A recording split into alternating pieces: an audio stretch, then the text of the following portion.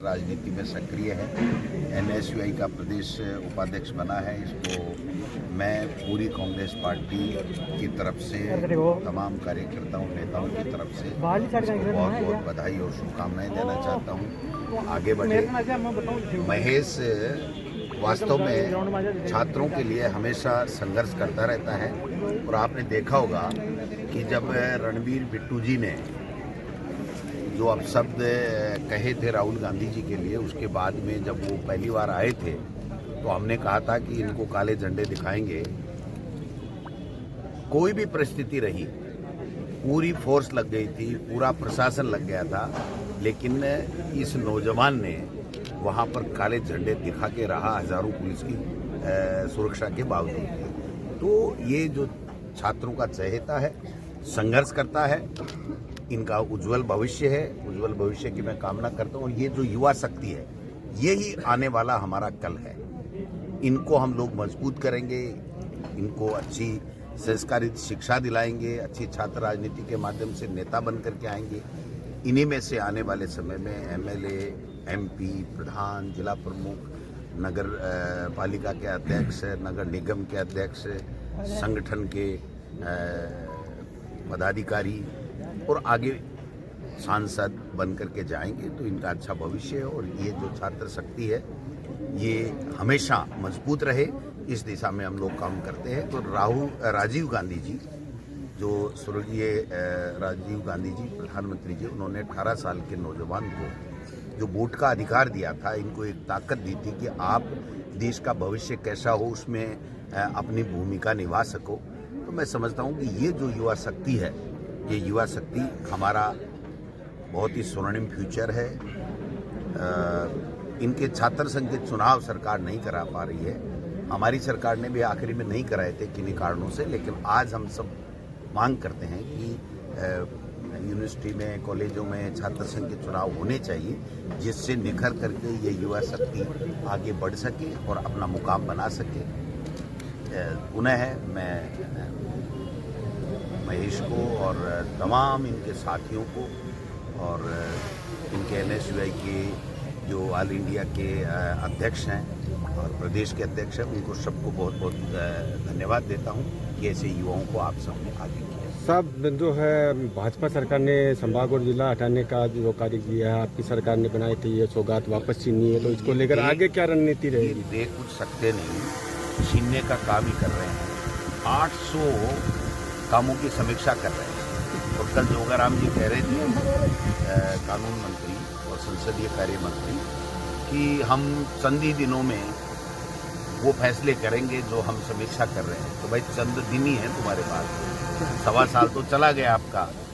आप स्कूलें बंद करने में लगे हुए हो, आप पुराने जो हमारे बजट के जो स्वीकृत कार्य है उनको आप करवा नहीं रहे हो, खुद का बजट जो स्वीकृत हुआ उसके ऊपर काम कर नहीं रहे हो, और जो स्थितियां आपने प्रदेश में बना रखी हैं, नौजवानों के लिए कोई रोजगार की बात नहीं है और रोजगार मेले की बातें कर रहे हैं। जो कांग्रेस सरकार के समय जो स्वीकृतियां हुई थी, विज्ञापन निकले थे या परीक्षाएं हुई थी, उनके अलावा आपने कुछ नहीं किया। और आप जो बड़े दम्भ भरते थे ना मुख्यमंत्री जी और भारतीय जनता पार्टी की, लोग की साहब पेपर लीक कांग्रेस की सरकार ने करा दिया, पेपर, ये कल परसों पेपर लीक आपका हो गया।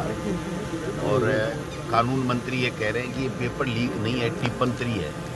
तो भाई टिप्पणी हो चाहे कुछ भी हो, पेपर लीक का मतलब क्या होता है कि जो आदमी अनुचित साधनों का प्रयोग करके और जो मेहनती बच्चे हैं उनसे ऊपर मेरिट ले आता, नौकरी पा जाता और मेहनती बच्चे रह जाते। वो चाहे बंडलवे से पेपर निकाले, चाहे वो ऑनलाइन एग्जाम में चीटिंग करे, चाहे वो किसी भी अनुचित संसाधन का प्रयोग करके जो मेरिट में आने वाले बच्चे हैं, जो मेहनती बच्चे हैं, उनका हक मारता है, वही तो पेपर लीक है।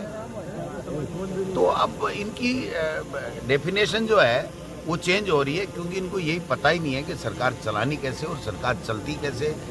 इनका रचनात्मक काम नहीं है, सकारात्मक काम नहीं है, नेगेटिव मेंटेलिटी के लोग हैं। स्कूलें बंद कर देंगे, क्यों कर देंगे भाई? आपके काका जी का राज है, स्कूलें बंद कर दोगे? जो टॉप की 50 स्कूलें हैं उसमें 1300 से लेकर के 1000-1100 तक का नामांकन है।